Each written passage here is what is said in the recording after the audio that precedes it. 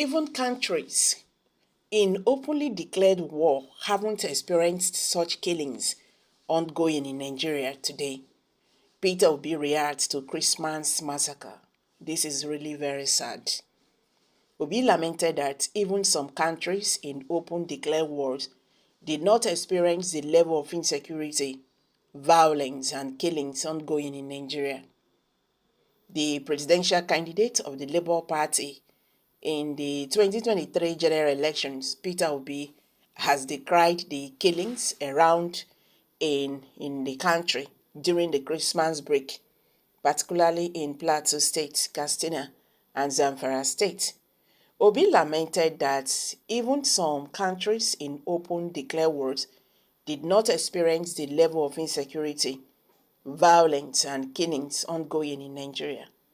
The Labour Party candidate eulogized Nigerian security operatives, saying the Nigerian soldiers, Nigerian police officers, and other security agents in the country were overstretched and most times did not get the prayers and sympathy of citizens.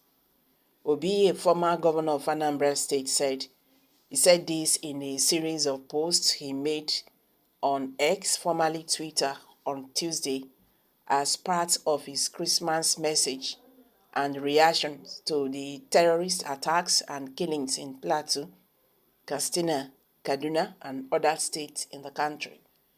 Obi, who also consoled with the families of terrorist attacks victims, said, as we celebrate this season of peace and love and the approach of a new year, I like to spare a thought for our compatriots in uniform.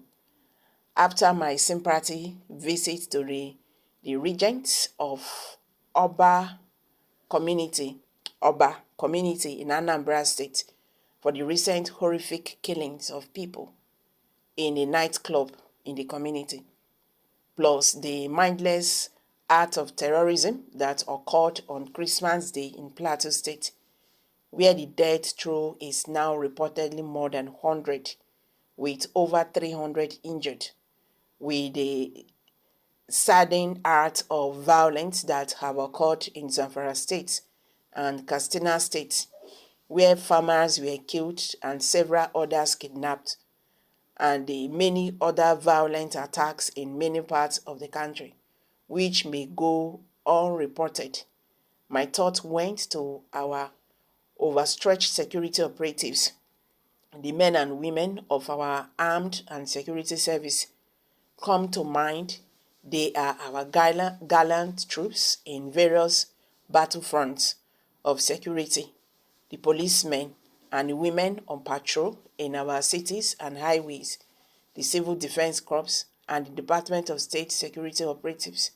These illustrious citizens are often lost in our thoughts and prayers, both as leaders and fellow citizens, yet they remain the guardians and protectors of our freedom.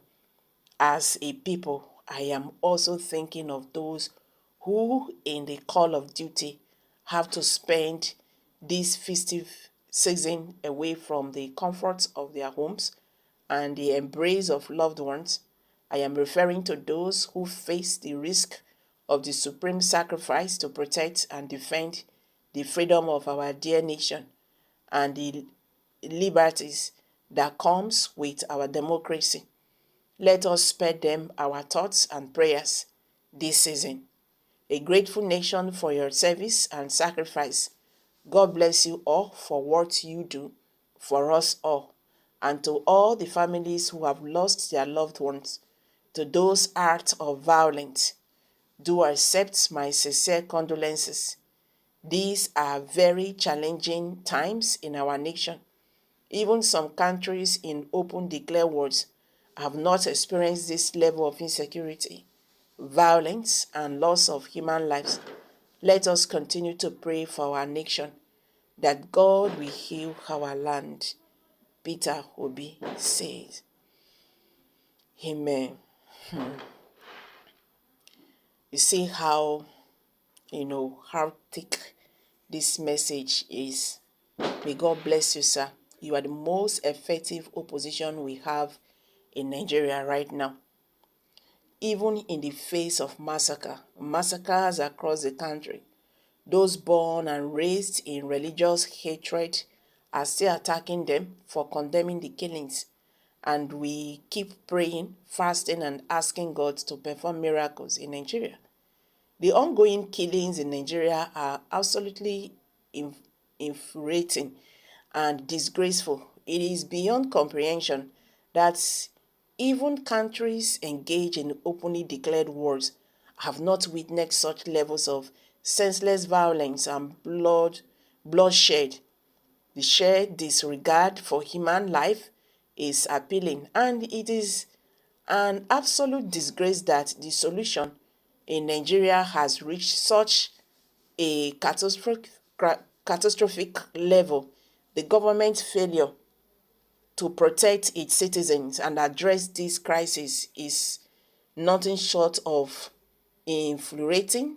How can we stand by and allow such atrocities to continue? It is high time that the international community take decisive action and hold those responsible for these killings accountable. The anger and frustration towards this ongoing tragedy in Nigeria are completely justified, and we must demand immediate and effective intervention to put an end to this horrific cycle of violence. It's just too much. Security of life and properties are vital. Are we actually getting that? Nigerians, what's your take on this? Kindly share your thoughts below the comment section, please. Do not forget to subscribe to this channel if you have not. Thank you for always stopping by. Bye for now.